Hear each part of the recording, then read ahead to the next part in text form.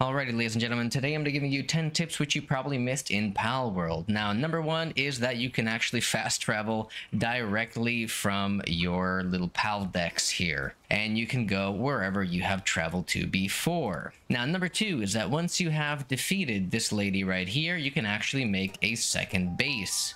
So as you can see, we were just in one base, and now we are in the second one.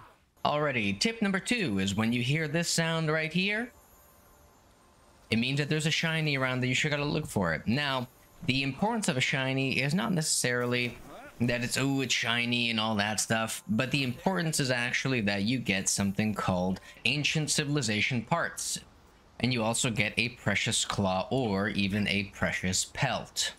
Now, these are useful, especially later on in the game. Number four, chests generally respawn in the same space as they were before or very close by. So make sure that you constantly are on the lookout because, you know, very likely you're passing by on some loot. Alrighty, number five here is that the fastest way to travel is actually by sliding down a slanted surface. So in the case that you're trying to get away from an enemy who is kind of up on you and not aggroing your pal, all you can do is very simply is just slide away and they won't be able to catch up. Now, the more slope, the better, and the faster that you will actually end up going. All right, number six, you can actually make terrain to your advantage. So let's say here, I want to fight this guy, but I'm afraid of his abilities. I can actually just go behind this wall here and it won't affect me as much, or I can at least use this as cover because there's not really anything else here to use as cover. Next, you want to make sure that you complete your capture bonuses down here in the bottom right. This will give you an XP boost and it will actually increase the overall amount of experience that you get per capture. To give an example here, I'm getting 4,000 XP bonus per every Melpaka at level 34. However, if I kill something like this, I'm going to be only getting a few points on the top left, as you can see there. Next, you cannot run away from the police. However, if you keep hitting the police, more and more will spawn in. You also cannot run from them. They will just continually respawn.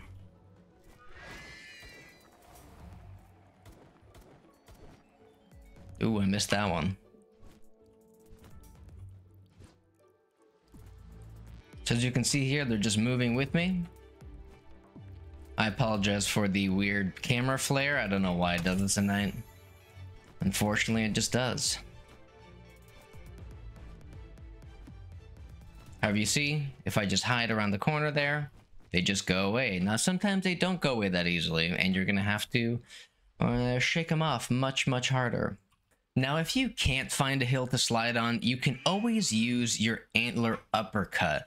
Now, this also avoids any damage when you are using it. I'll give you a quick example here. Here it goes. Cowabunga, boys. We're flying.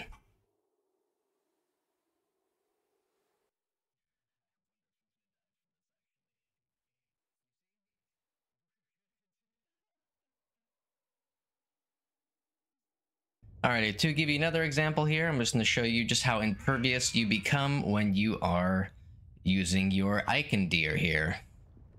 Let's see if we can hop over the lava chasm.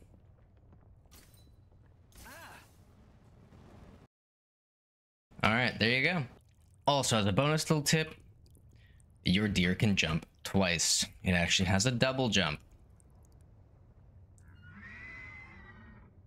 Now, number 10, you can actually have your pal quick removed just to avoid it getting damaged. So, for example, if you can see that the pal is charging up on yours, you can actually just zoink, and there you go. There is no adverse effect to this at all, believe it or not. Funny, I don't even know how there is, but there's just no adverse effect to it. Now, you see here, look, he starts a machine gun. We just take it back.